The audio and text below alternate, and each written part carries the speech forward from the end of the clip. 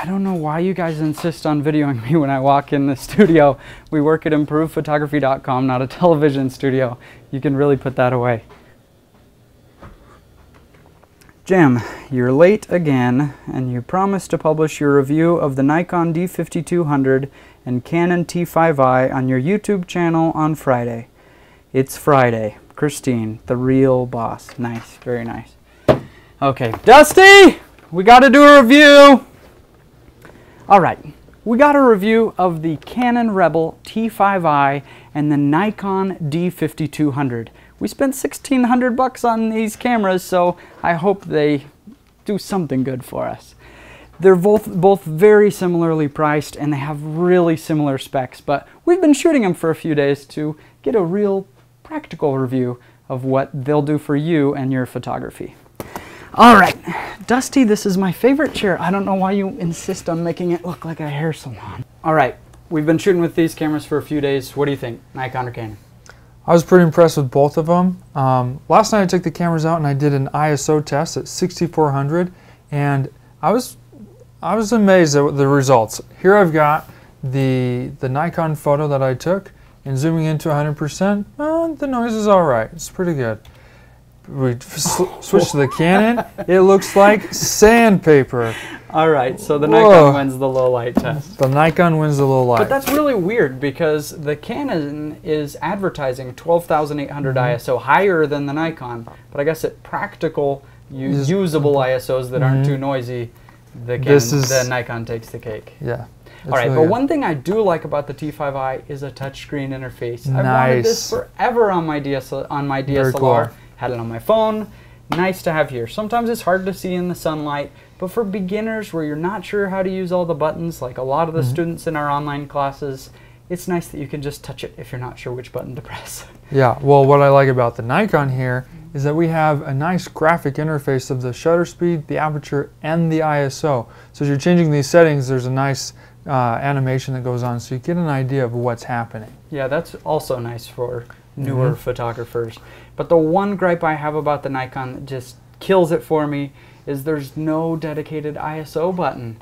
So you gotta go into the menu and stuff to just change your ISO. Please, please. It's not that hard to hit the information button, scroll to ISO, select your ISO, and then you're ready to shoot. All right, Dustin, I hereby challenge you to a duel. 5-step draw, change the ISO, and fire. Let's go. Let's go.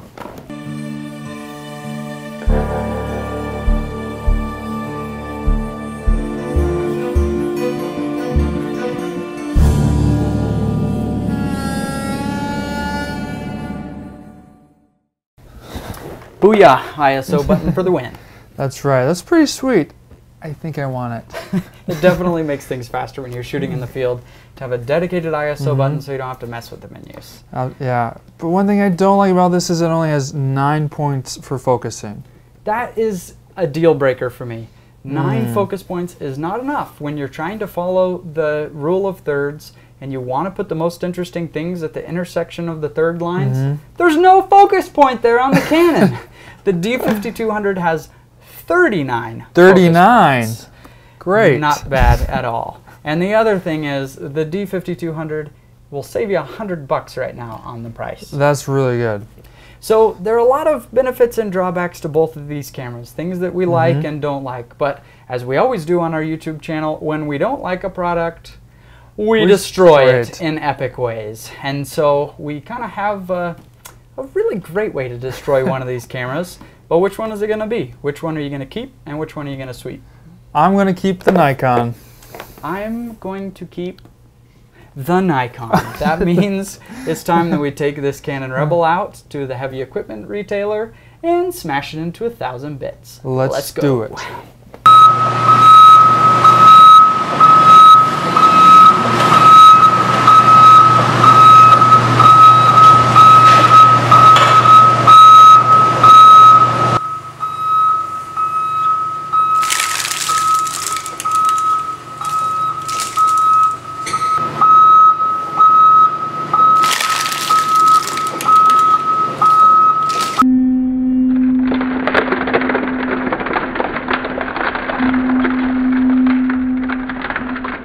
Some people might say that I just wasted $750 and reduced a camera to ribbons.